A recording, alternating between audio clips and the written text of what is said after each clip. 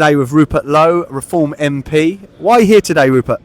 Well, I'm a passionate farmer. It's my absolute passion. I'm, I think, one of only 3 MPs in Parliament who farm. Okay. I'm here to support the farmers, and I'm here to support also the small businesses. I don't think we've done enough collectively for the small businesses either, who've been badly affected by this budget. Yeah. Not just in terms of the national insurance increase and the threshold reduction, but also the increase in the national minimum wage, which is going to affect all sorts of businesses like yours. It's affected my small pub, so I can relate to that. I mean, I think this budget, they know what they're doing. I think the front bench of 26 front bench ministers, only 3 of them have got a modicum of business experience, which it means we're being led by the blind. And I think they do know what they're doing. This is a socially divisive budget. It's based on effectively envy and short-termism, and I think the objective is to break what I call the backbone of the nation of shopkeepers. The wonderful thing that runs through this country is you've got farmers who work their backsides off. People have no idea how long they work, what hours they work, the inclement weather they work in, and it's all done vocationally because they love it.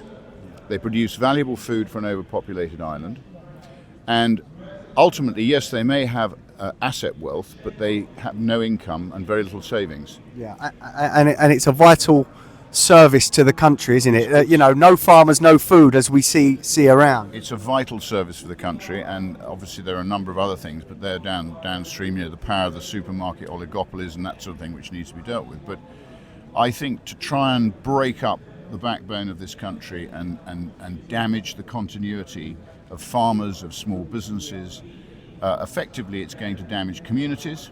It's going to drive more and more people into jobs for the state, which is already far too big. Yeah. What we want to do is foster individual enterprise, and we need to dismantle the state. It's got far too big. Yeah. So what you've got is the servant, which is the state. Yeah. Has become the master. Yeah. And ultimately what they're doing, I think, is they are killing what I call the host animal, which is the private sector. Yeah. They're the parasite. Okay. So never lose sight of the fact the state is a parasite. Yeah. It's there to serve the people. And I'm here today, and we're going to carry on until we get this ridiculous policy changed. And if we don't, then ultimately there's only one solution: elect reform in 2029. And we're going to enact what I call the Great Repeal Act of 2029, where we're going to repeal all of this nonsensical statist legislation, which is designed to undermine the individual and grow the state. Yeah. Well, last night I see the papers that were coming out today, and Rachel Reeves has said they needed to do this to the farmers to fund the NHS. Now, it's turned out that the money that this would save would probably only fund the NHS for maybe 1 or 2 days. What are your thoughts on that? Well, for a start, I never trust people who change their CV every 5 minutes. Again, Rachel Reeves, I'm afraid, is one of the front bench who has no business experience. I think, the Labour government is going to damage the structure of Britain, and we've got to change that. We mustn't allow that to happen. Yeah. So ultimately, people have got to vote for a party from outside the existing political establishment. In Westminster, I'm 67, I'm an MP now. Yeah. I'm doing it because I want to change the way we're governed. Every time I walk in there, all I see is 3 parties that are a uniparty, backed up by a bloated civil service that is not delivering for us. And what we've got to do, the people have got to take back control of their own lives. Yeah. And that means we've got to turn out in numbers like this for farms, for small businesses, for all the people who are going to be damaged by this. Yeah, I mean, looking around. The NHS, let me just say the NHS. The NHS is a black hole. It's a fraud. So we all pay our national insurance forcibly, again. Businesses collect national insurance, they collect VAT, they collect PAYE, they collect pensions, gift wrap it and hand it over to the state. Yeah. Because the state relies on all of us. And what does the NHS do?